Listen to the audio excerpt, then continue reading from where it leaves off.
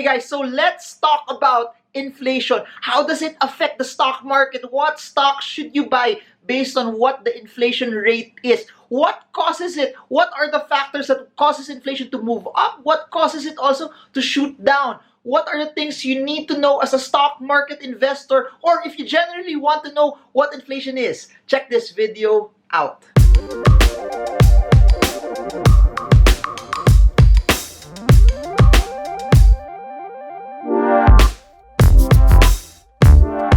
Hi everyone, this is Marvin Germo. If you're new to this channel, please subscribe and smash that bell so you get updated. Every time I create new content about the stock market, I have one goal in mind, just to help you create a massive stockpile of assets from the stock market to help you reach your goals of financial freedom. So enjoy the rest of the video. In this video, I will talk about and show you what causes inflation to go up, what causes it also to go down, and as a stock market trader and investor, what are the things that you could do to help you earn more while inflation is higher, what will also cause you to earn more when inflation is lower, what are the particular stocks, what are the particular industries that will benefit in certain swings of inflation. And it would be interesting to note what causes it, because if you know what causes it, it will help you also to position and come into your investments better, because the name of the game is you having the right data and processing it, because if you know how to process it, you will know how to position properly and it will protect you from being emotional. Please remember this, the whole reason, the whole narrative why I make these videos is to prevent you guys from being emotional, because emotions will kill you in the market. Emotions will cause you to lose, and I don't want you to lose. I just want you to win. I want you to win over a stretched period of time. So enjoy the rest of the video. So let's talk about inflation for this video. The word inflation, the term inflation has been used over and over and over and over and has been correlated to so many things. But what is it exactly? What causes it to move up? What causes it to move down? Is it actually bad for it if it's too high, or is it actually bad for it also if it's low? And at the end of the day, how does this affect our investments? Because the name of the game is, how do you figure out what's happening in the economy and use it also to your advantage? Please remember, inflation is something that's part of life. It's something that we cannot predict what inflation will be 10, 15, 20, 30 years from now. It's something that we just have to deal with. And knowing what it is for me, half the battle already. Knowing what it is what's going to cause you to win. Because knowing what inflation is or what the figures are will help you position as well on your take on where to put your money, what assets to buy, what assets to avoid, what stocks to actually come in and out of. So first things first, let's discuss the types of inflation and what causes it. So let me give you first the definition of what inflation basically is. So inflation basically, it is a regular increase in price of goods and services in the economy over a period of time. Basically, it's prices, general basket of commodities being increased, being pushed up, and it's being measured. It's a percentage of how much this set of baskets, this set of products and services in this basket get measured on how much it has increased over a period of time. So just to give you a snapshot for Filipinos, 1,000 pesos, $20 for our foreign viewers, could buy you this much items. But because of inflation, because prices have gone up massively because of inflation, the same amount of money could just buy you just 5 pieces of carrots, for example. Or for those who are big fans of Jollibee, 100 pesos, roughly $2 before, without rice, could have given you 3 pieces of Jollibee Chicken Joy. But now, for those who are fans of Jollibee and are fans of Chicken Joy, 100 pesos could just give you 1 piece chicken with rice, with gravy, and a Go Large drink. That's basically it. Inflation, as what I've mentioned at the top of the video, basically increases the prices, is a measure of how prices are increased over a stretched period of time. So it's so interesting though that what causes inflation, what makes inflation happen, and in my analysis, there's 3 basic reasons for it. So are you guys learning so far? Comment, I'm learning. Comment inflation if this is something that's helping you as well. Just a quick plug, if you want to know more about the stock market, you want to know more how you can win, you want to know more all of this, items and jargons that I'm speaking, all of these are in my 5 books. They're in the link and in the description below for you to order via Shopee. Or for those who want to join our live events, I also have seminars in the description below to a city that's near you. Anyways, what causes inflation?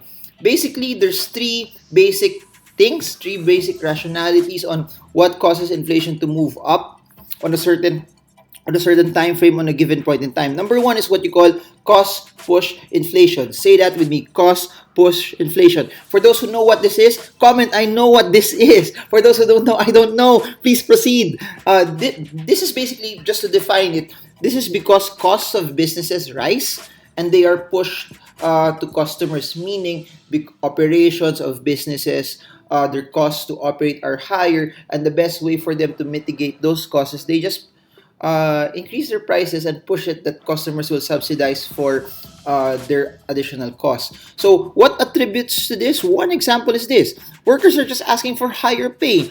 And it's normal. A lot of people working for a certain duration in the company would want an increase in their salary. So normally, when they increase their salary, it increases the cost of the company to operate, increases the cost of company to operate. For them to be able to still maintain their margins, they need to increase their prices as well.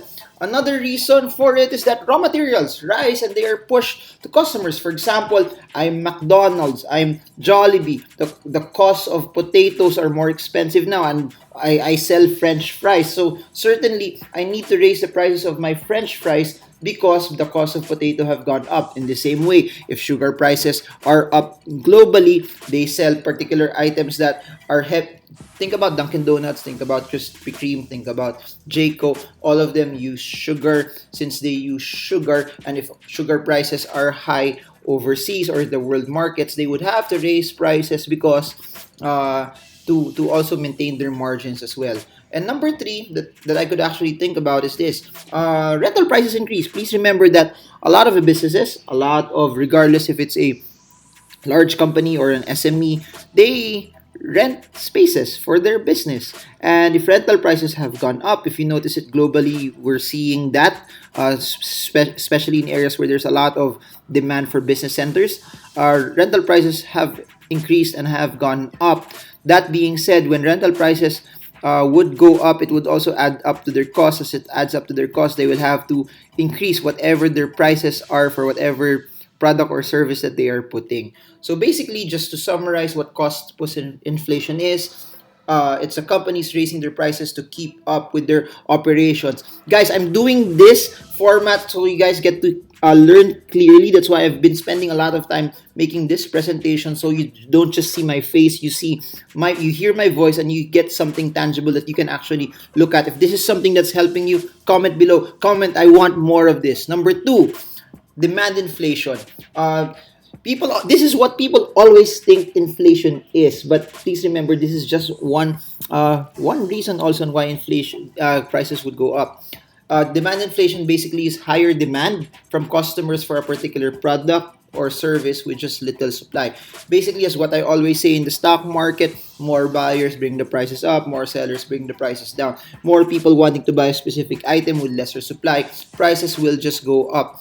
It means that businesses become more they would act like what businesses are. Businesses sometimes are there just to earn a profit. A lot of them, that's their main goal, that's their main narrative. Meaning when they see more people wanting to buy them, let's increase our prices because people will buy it anyway. The same reason why roses are more expensive in Valentine's Day, because even if they raise their prices, people will just buy it.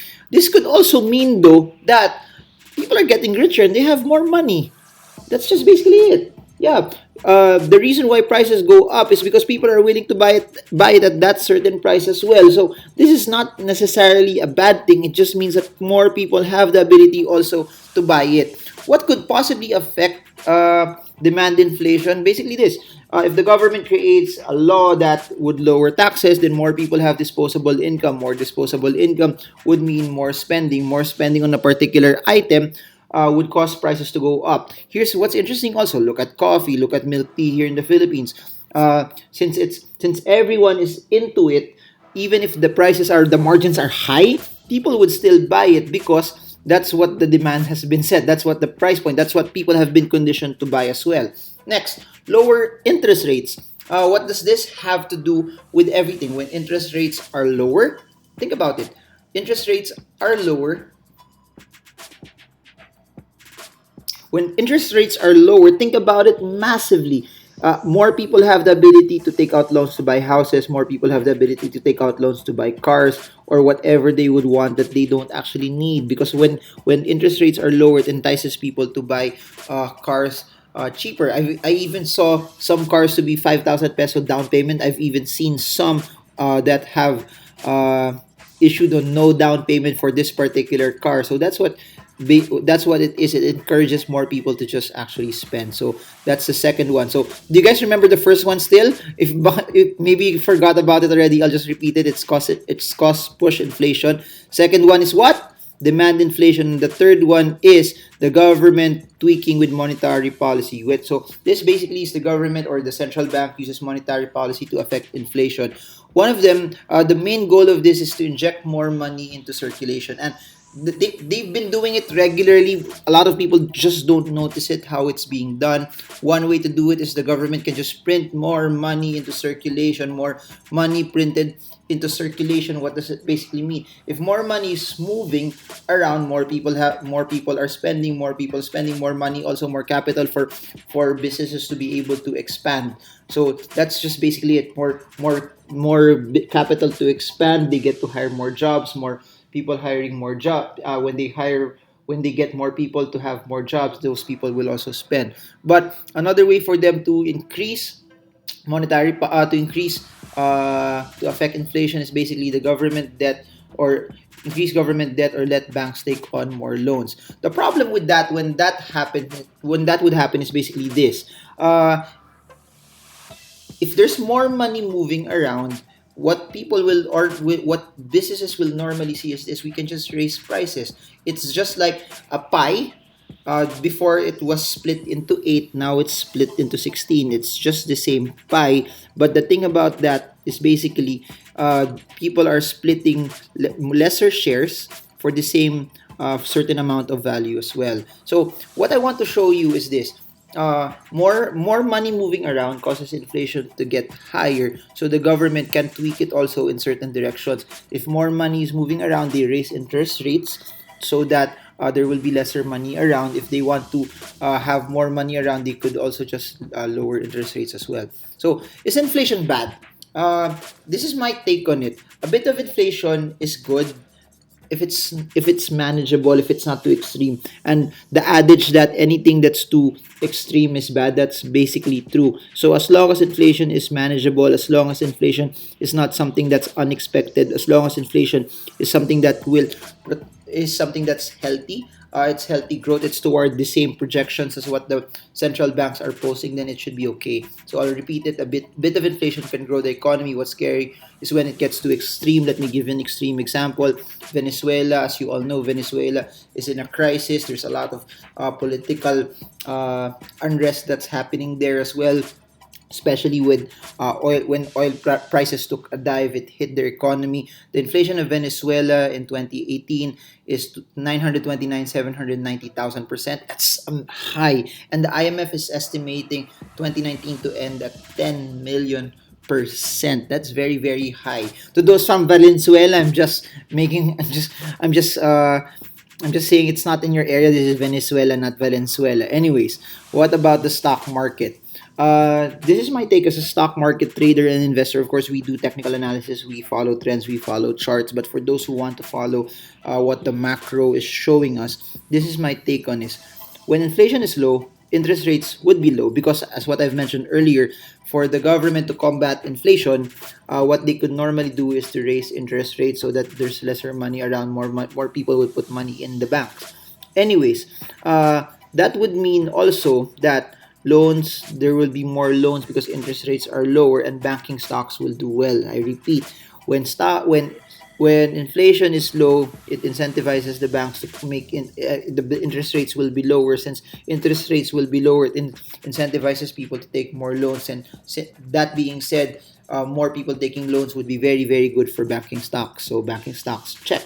Number two, this would also be good for the stock market if interest rates are low, you won't earn as much from your savings account, meaning there would be more money in the stock market. What does this mean? If interest rates are just, you have to remember, if loan rates are low, bonds are low, it also means that time deposits and savings accounts would also be massively low. What does that mean? If you're earning 0.2% from your savings accounts, it would force people to take out money from the savings accounts because it's not making enough money, it's not earning as much, and they would have to put it in more risk laden assets. More risk laden assets would give them also a greater degree of return, a greater possibility of return, which is why it would be good also for the stock market. Next, since inflation is low, interest rates are low, more people would be buying houses and cars, which would be good for property and car related stocks. Again, when people buy cars and houses, majority of them take out loans for it. And just the thought that inflation is low, the fear of the uncertainty of not having higher prices later on would just cause people to just spend more, which brings me to my last point. Consumption stocks would benefit well. Those grocery stores, those appliance stores, those malls, those gadgets, without the fear of prices going up massively, without the fear of inflation being so high, more people will just spend. And as you know, if you're a Filipino, Filipinos love to spend. The Philippines is a consumption-driven economy. That's why I've been hammering it. Just follow where the economy is. As Filipinos spend, as majority of the world spend, you can be from another country as well. Look at where your domestic consumption is. If inflation is lower, people will spend, and where they're spending at, those stocks will do well. My take on all of this is basically this. And I keep saying this, don't let the economy affect your daily life, because as you grind, take a larger sense of your personal economy than the macro economy, because no one will take care of your financial freedom more than you. So my take, as long as wages increase higher than inflation, this would be okay. Meaning, if inflation is 1% and wages would increase by 3%, 4%, 5%, 6%, that actually means that more people are earning more than the actual increase of prices, then that's good. Another way to look at this is this. If the GDP is also growing higher than inflation, then that would be okay. Meaning, if the GDP is 6%, inflation is 1%, the GDP is massively increasing higher, growing faster than what the overall inflation rate is. So this is also good for it. Another take on it, as long as you invest in assets that give you massively better rate of return than inflation, then you will be okay. So if you're earning 20% in the stock market this year, you're earning 40%, you're earning 50%, and inflation is just 1% or 3% or 5%, as long as whatever assets that you have are beating and crushing inflation, then you should be okay as well. What's wrong is if you're putting it in an asset that does not give you a rate of return that's higher than inflation, that's when there will be a problem. And lastly, this is the whole context of this channel.